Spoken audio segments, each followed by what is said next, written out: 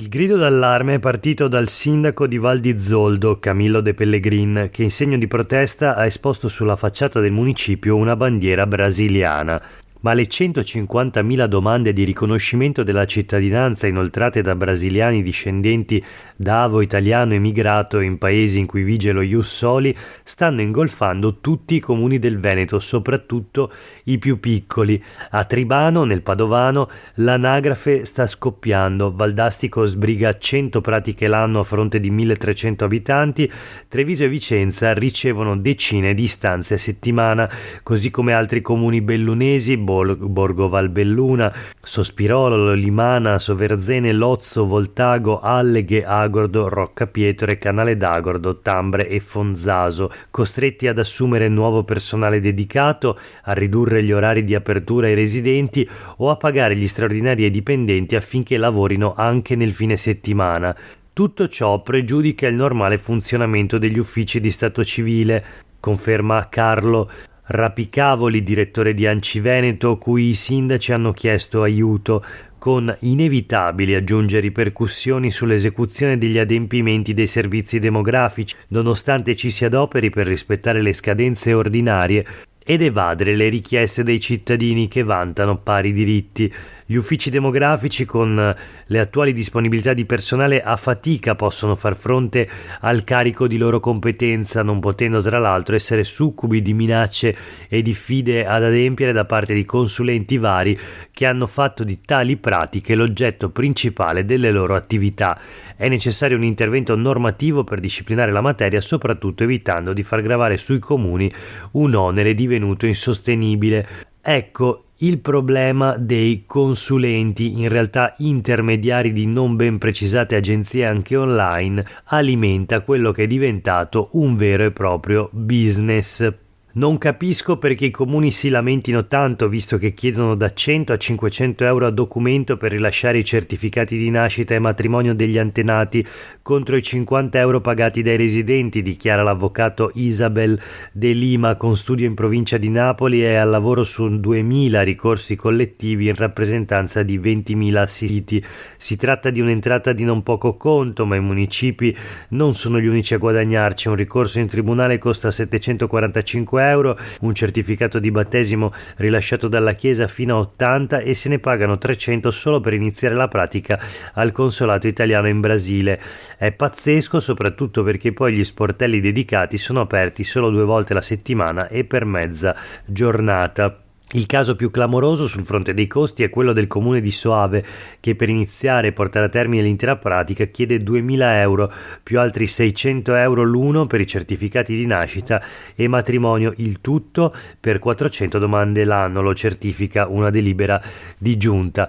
Questo è Sveglia Veneto, il primo podcast dedicato all'informazione vista da Nord-Est. Io sono Jack Calcetto, oggi è martedì 30 gennaio 2024, la prima notizia del giorno riguarda la mole estremamente elevata di richieste di cittadinanza da parte di brasiliani, nipoti, pronipoti di italiani emigrati in Sud America, il business degli oriundi.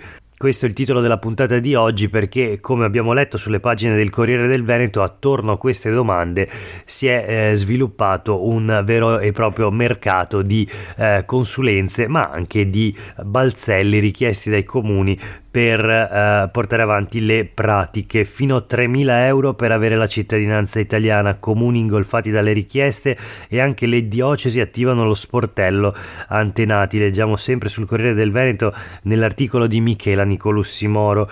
L'allarme dell'ANCI, appello alla politica, i municipi non hanno il personale per far fronte a tutto il lavoro, così dice l'ANCI, l'associazione dei comuni italiani. C'è poi un'intervista, sempre sulle pagine del Corriere del Veneto, a Paolo José Massolini, medico veneto-brasiliano di terza generazione con antenati emigrati da Lerino di Torre di Quartesolo e da Teibon Agordino, di Vicenza e di Belluno rispettivamente.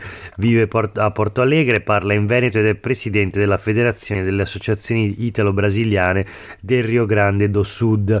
Dice: orgoglio e convenienza è un fenomeno alimentato da agenzie che ci lucrano. Molti giovani vogliono il doppio passaporto, ci sono avvocati e intermediari che si presentano nel bel mezzo di feste per proporsi. Insomma, spiega così il business appunto delle doppie cittadinanze, in questo caso per i cittadini brasiliani con antenati italiani.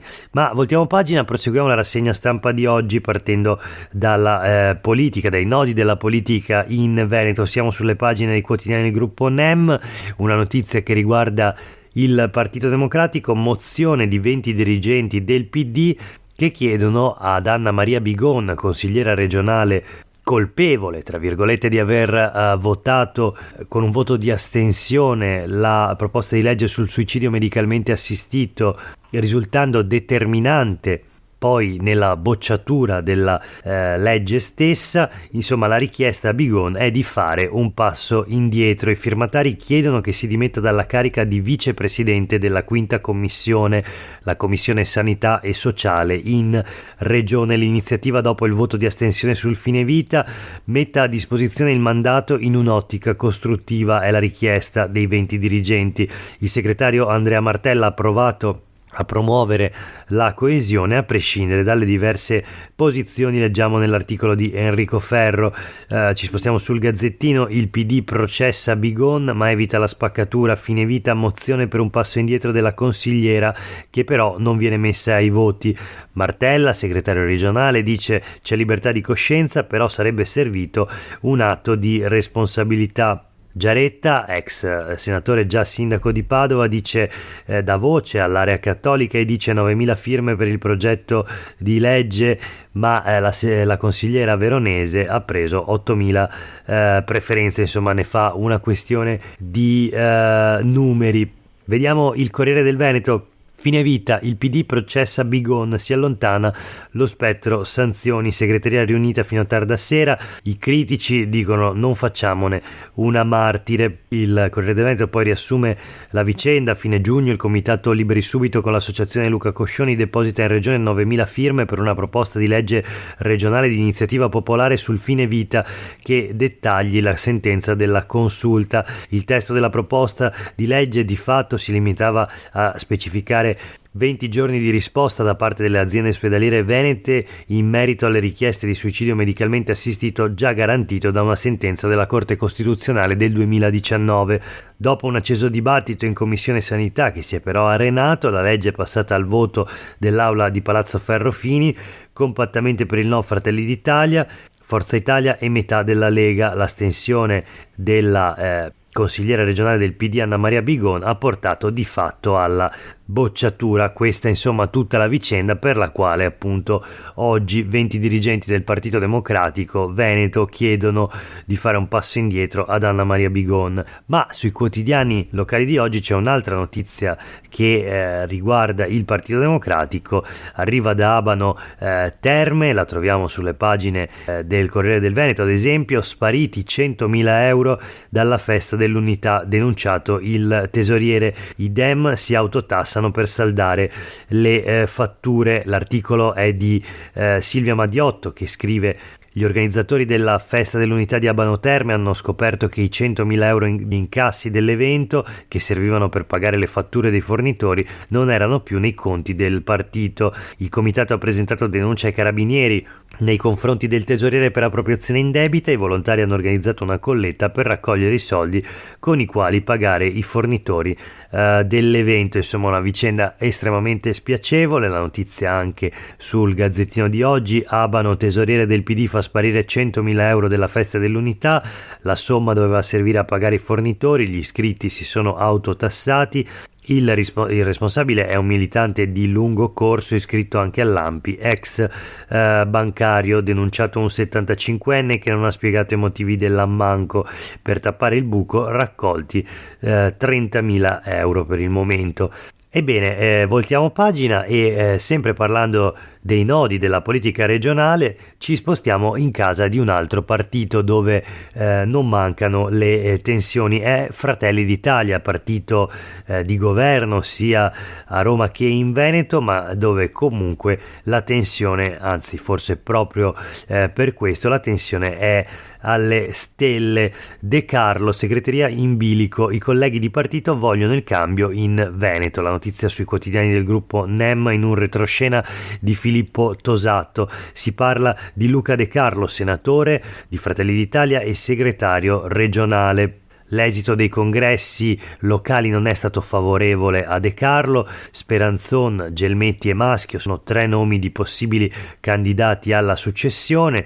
Se Giorgia Meloni optasse per un cambio, dice De Carlo, non opporrò resistenza, voglio più bene al partito che a me stesso. Insomma, una dichiarazione molto conciliante che però nasconde naturalmente una lotta per il potere all'interno dei Fratelli d'Italia nel Veneto, una lotta in questo momento per obiettivi veramente concreti, visto che con il progressivo sfumare di un'ipotesi di quarto mandato di Zaia per le prossime elezioni regionali del 2025 potrebbe toccare proprio a Fratelli d'Italia, nell'ambito del centrodestra, l'indicazione del candidato presidente alla regione Veneto. Chiudiamo la rassegna stampa di oggi con alcune notizie flash da Venezia, dalla provincia di Venezia, più precisamente da San Donà. La notizia delle prime condanne per le violenze nella casa di riposo di San Donà di Piave, appunto, operatori condannati ma con pene ridotte. Leggiamo sui quotidiani del gruppo NEM, il tribunale ha riconosciuto i maltrattamenti, non l'aggravante della morte di un'anziana come conseguenza di questi. Commento del sindaco: nessuna sentenza potrà mai ripagare questo sfregio, il primo cittadino sottolinea la necessità di voltare subito pagina, la consigliera regionale del PD Zottis dice ci vorrà tempo per rimarginare la ferita. E poi lo sdegno dei familiari che parlano di sofferenza senza fine, così la figlia di una delle pazienti vittime dei maltrattamenti dopo la lettura della sentenza. La rabbia dei parenti, chi ha assunto questo personale dovrà rispondere del suo operato, devono vergognarsi. E allora anche il commento del direttore generale dell'ULSS 4, sentenza necessaria per fare giustizia, dice Mauro Filippi.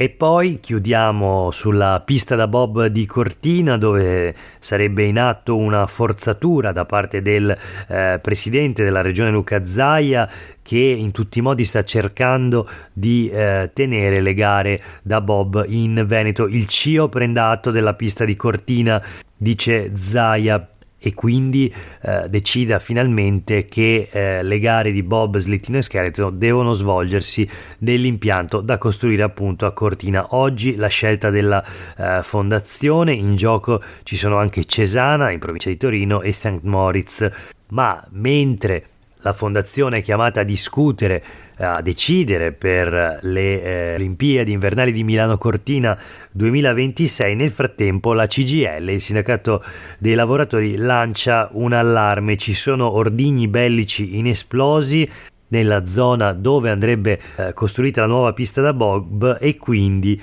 questo costituisce un rischio per gli operai che lavoreranno nel cantiere. Un'altra gatta da pelare quindi per quanto riguarda la pista da bob da costruire a Cortina.